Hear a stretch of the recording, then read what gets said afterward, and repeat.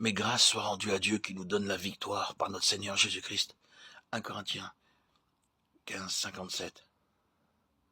Cette victoire deviendra habituelle, permanente dans nos vies. Cela veut dire non pas que le chrétien ne peut plus pécher, mais qu'il peut ne plus pécher. Le péché habitude ne sera plus la règle de sa vie. Quel est donc le sens du mot victoire? La victoire n'est pas seulement la disparition des manifestations du mal, mais la suppression de la cause profonde du péché. Pour être victorieux, nous ne devons plus rien dissimuler. Nous n'appelons pas toujours le péché par son nom. Évidemment, nous sommes forcés de reconnaître comme étant des péchés certaines contraventions flagrantes de la loi divine ou humaine. Mais comment appelez-vous les pensées mauvaises, les sentiments coupables qui se cachent dans la profondeur de votre âme? Sont-ce vraiment des péchés? Dieu affirme que oui. Mais si tu veux que la vérité soit au fond du cœur, fais donc pénétrer la sagesse au-dedans de moi. Purifie-moi avec l'hysope et je serai pur. Lave-moi, je serai plus blanc que la neige. Ô Dieu, crée en moi un cœur pur, renouvelle en moi un esprit bien disposé. Psaume 51, 8, 9, 12.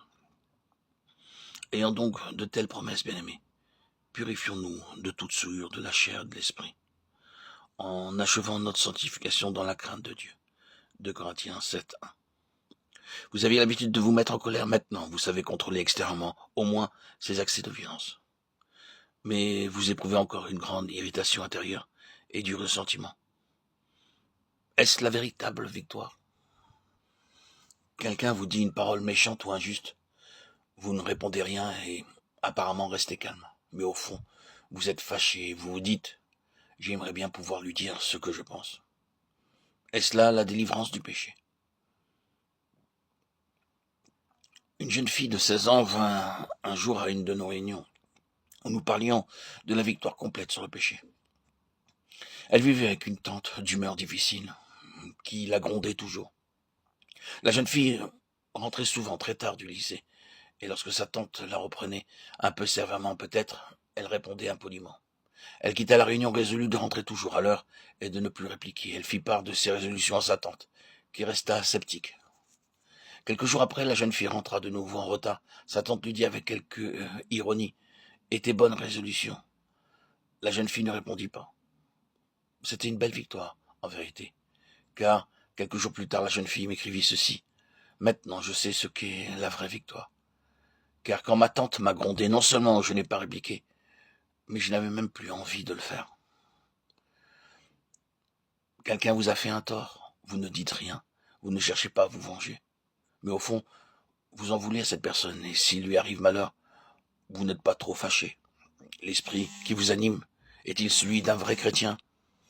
Pendant une série de réunions, une dame vint me demander conseil. Elle était malheureuse, et elle rendait malheureux ceux qui vivaient près d'elle. Elle avait un interdit. Bien qu'elle fût dans l'œuvre de Dieu, elle haïssait profondément quelqu'un de son entourage. Elle en était même venue à ne pouvoir rencontrer la personne en question. Elle finit par reconnaître que c'était un péché et que cela nuisait à sa vie intérieure et à son témoignage que d'avoir de tels sentiments. Elle essayait d'avoir la victoire graduellement. Elle invita donc cette personne à dîner, espérant par devers elle que son invitation ne serait pas acceptée. Était-ce une victoire complète? Ensuite, elle en vint à dire qu'elle ne haïssait plus, mais qu'elle se sentait incapable d'aimer. Elle fit un pas de plus et se résolut à pardonner. Mais sans arriver toutefois à oublier, elle n'avait pas encore la victoire. Elle ne l'eut que le jour où Dieu, qui est amour, prit possession de son cœur tout entier. Peut-être y a-t-il quelqu'un qui dit « J'ai expérimenté par moments cette libération extraordinaire, mais elle n'a été que transitoire. » Pouvons-nous vraiment avoir sur terre la victoire constante sur tout péché conscient?